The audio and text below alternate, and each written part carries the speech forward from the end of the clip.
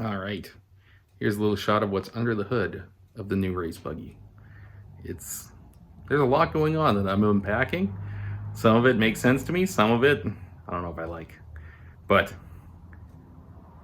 they made a lot of good decisions on things. So some of these things might just be I'm not used to how somebody would set up something like this, so it looks funny. Let's find out.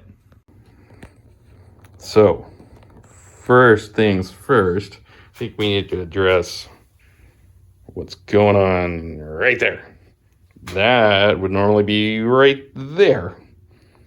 Have an arm on it and some weedy little arms, or weedy little tie rods.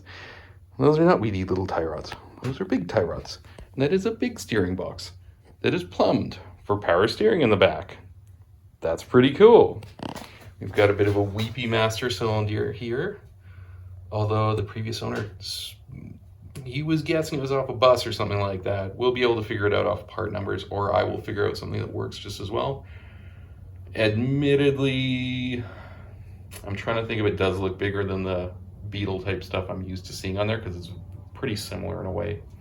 And I can see one of the sweats is coming from there. So it wouldn't be the worst thing in the world to, if there was room with the clutch sleeve there, or the clutch master cylinder there, if there is room there, get rid of the remote one, because flexible hoses lead to leaks.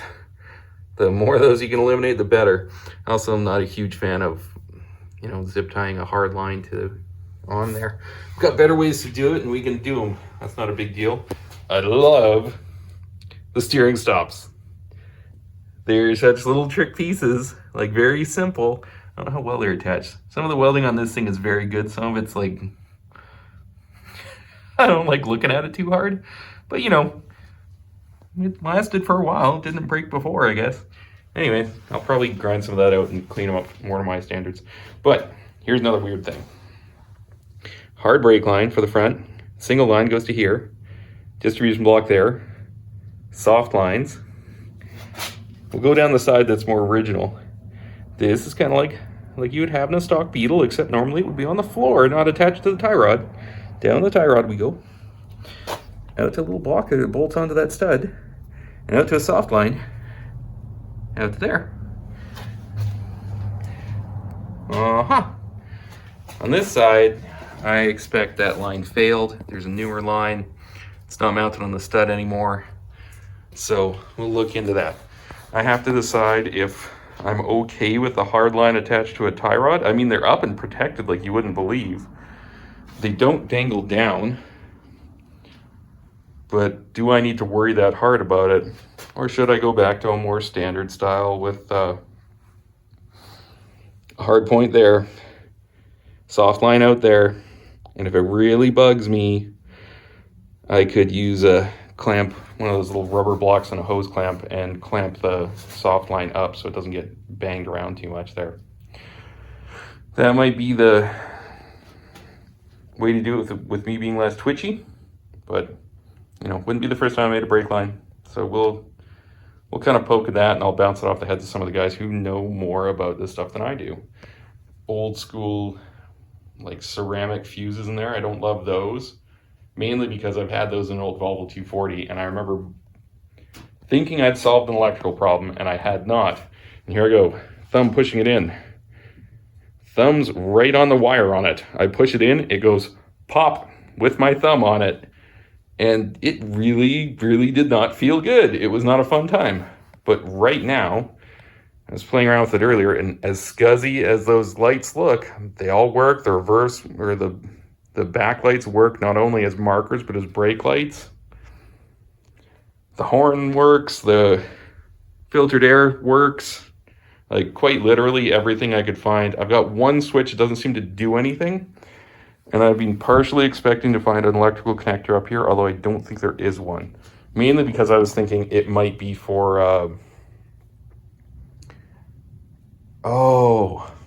was thinking it might be for an auxiliary light bar that went to these. I wonder if that might have been a tow bar that they put into those, or something like that. And then what that switch was down there in the dash. There's a hole for like, I don't know. They might have been using CB radios at the time. It was probably a CB because there definitely is a radio antenna mount on top. There's a radio lead wrapped up there that if I go poking in there, I can tell you what's... No, probably not. Judging by the end on there, it's probably not a CB. So some form of VHF or something like that. Brakes do seem to work. Can't say if front and back both work. But yeah, I don't like that sweat. I don't like all the lifted paint down there. That's just going to lead to corrosion and it's just gross. I hate brake fluid. It leaks everywhere. A cool little billet throttle pedal. We've got a little foot brace here over here. I believe that's a foot brace as well over there. I don't know what would have tied down in that little box right under the fuse box there. Because obviously that's battery point there. I don't know, maybe that point was like an ammo can with a toolkit in it or something like that. Like, obviously something strapped down, but something that was also kind of quick access. I've been looking through the old pictures and videos of this thing, and so far most of the old pictures, there are a bunch of changes since then, like little stub outs in the engine compartment. Different engine, I'm guessing by the stock valve covers on this one and how new everything is versus the other one had bolt-on fin covers, which is probably how it's going to go. Or I might do the old school trick of you weld a couple little flat washers on them bent and then use zip ties to attach to the spring clips so the spring clips don't pop off by accident and barf all your oil out the side. This fiberglass front clip, just going to need some help. It's going to need a little bit of cleaning up, reinforcement, redoing. We'll try and replicate a lot of the super cool decals that are obviously no longer in production, being Bow Wow Auto Parts. I don't think is really a thing anymore. But yeah, there's a lot to unpack. And see also, this is interesting. They shortened that. It makes me wonder if this front end was originally, like the rail chassis was originally set up for like a ball joint front end. I don't remember which one's taller, which one's shorter. I just know that there's a height difference between kingpin and ball joints. Well, there's a thought. I haven't even checked to see how tight the kingpins are, because usually, or kingpins or link pins are floppy. And the whole reason I started Volkswagen Club back more than a few years ago now was I needed that reamer. Have I reamed any of the ones I have? No. Life gets busy. Done a lot of other things, just haven't done that one silly thing. So, the other thing I need to address, I think I already talked about it, but that darn steering wheel, it's 14.5 inch outside diameter. This rad steering wheel that I've been carrying around since I was just a little guy, hey, matches my sweater, cool, is also 14.5 inch. I think it's a deeper dish. It might go in there, just because it's cool and because it's not a rotten foam one with rust. But in the future, I'd like to figure out something that's like a nice 3-bolt. That might be a homemade adapter. That thing might be drilled. Looks like it's got 8 bolt holes. I don't know. Like I said, there's so much to unpack with this thing and figure out what little custom parts were. The guy I got it from was an absolute champ. He figured out a lot of the weird part numbers for ball joints and things like that. Yeah, looking at that, off the top of my head, I can't think of any steering wheels that are like a, what is it? 1, 2, 3, 4, 5, 6, 7 or 8. 7 bolt? What is that? But it's not even. I don't know what's going on there. I know it's definitely drilled for a 3-bolt. I might have to unbolt that thing and see if one of my collection of steering wheels works. I think I'm down to my metallic green and like a leather fancy sport compact car looking one that might look a bit out of place in here, but yeah, I mean, I kind of want to keep it classic and it would look out of place in here.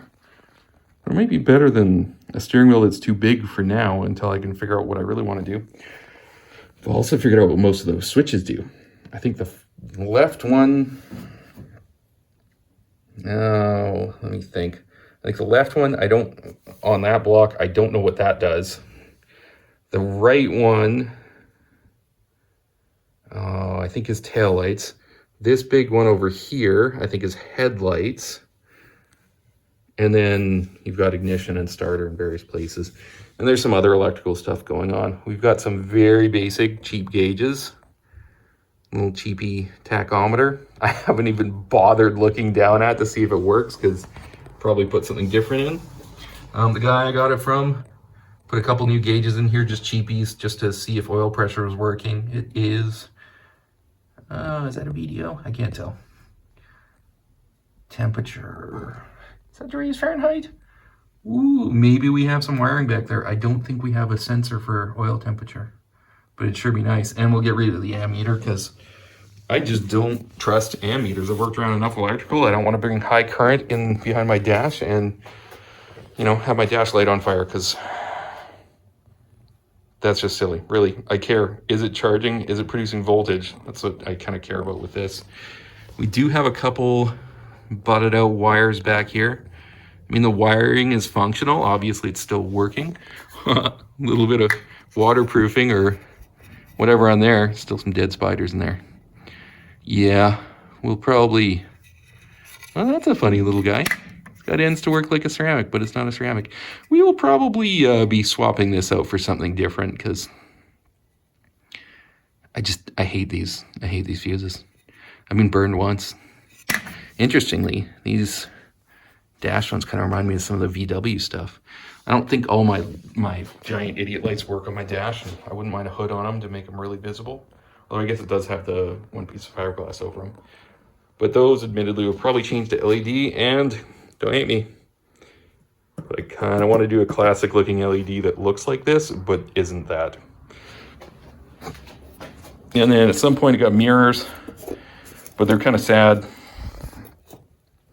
I'll see if I can tighten them up, or if not, we'll do some slightly better mirrors, because the last thing I need is thinking I can look in a mirror to see something and the mirror's flopping around like it's going out of style. Oh, one thing I didn't mention before, 2 steering brakes, left and right, shifter, obviously. Shifter feels great, which is awesome. Down there, I believe that's a brake proportioning valve right there, which is pretty cool. So we'll see how that all works. It seems to be plumbed. And I'm curious to see where the plumbing for the steering brakes goes, because, I mean, obviously I come back here and I've got one brake line.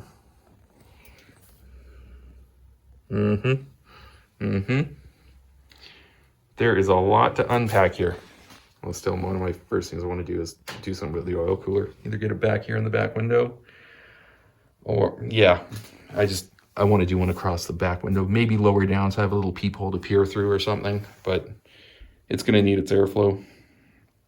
Yeah, it's going to need its airflow. I don't know yet.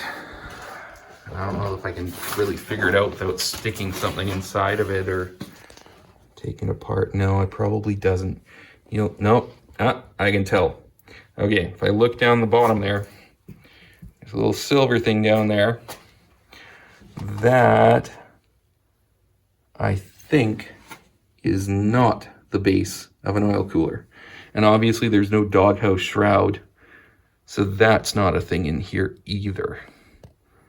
Which is just, it kind of makes sense that if you're gonna do an external oil cooler with a full flow kind of setup like this, which needs better routing and better hosing and everything, you would get away from having an internal one in there.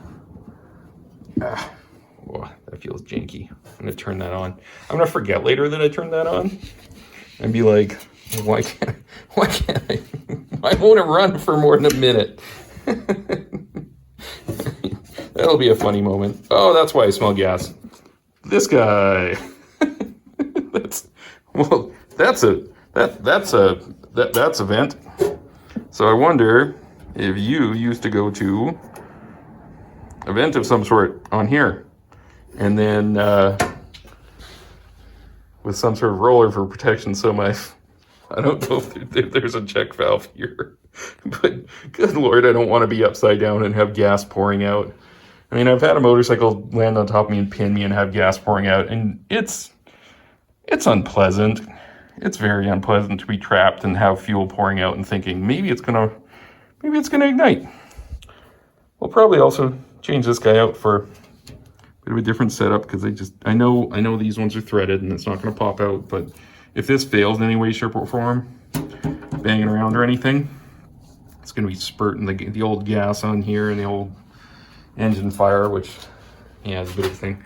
We're gonna have to do something about this little ignition box, because for one, the wiring's starting to look a little janky in some places, which there's no need for that. I can rewire that and do a better job of it. And yeah, it's also broken off the only tab that held it on, which is, you know, damn, yeah. You never want something on a high vibration, thumping around off-road thing held on by only one thing. And those pumps there for power steering are very common. We are probably going to, I think I can buy a new one, a new section like this. And if I indeed can, I am going to do that.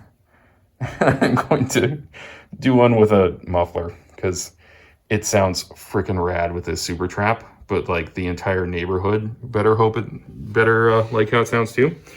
One nice thing too, genuine Weber down here, which if we look in here, does have a choke. I just need to hook it up and run a cable to it, so that won't be too big a deal. I think a modified stock pulley there. I've got to run a bit, take some of the shims out because that is too floppy. That will not do. And I mean, it's a new generator, so I don't really have that much interest in putting an alternator in this unless I wanted to run really big lights. And if I run really big lights, it'll probably be LED, so it won't matter as much. So, yeah, that'll be pretty rad. And I'd like to put the side panels back on there because it looks cool. Although I probably won't do it right away because it's a lot easier to work on with the panels off. Hopefully in the future, I will get motivated enough that all of these little bolted on panels will get some sort of quick release like a Zeus fastener and I can pop them off quick. Anyways, that's all for now. Figure out some more stuff about this thing later.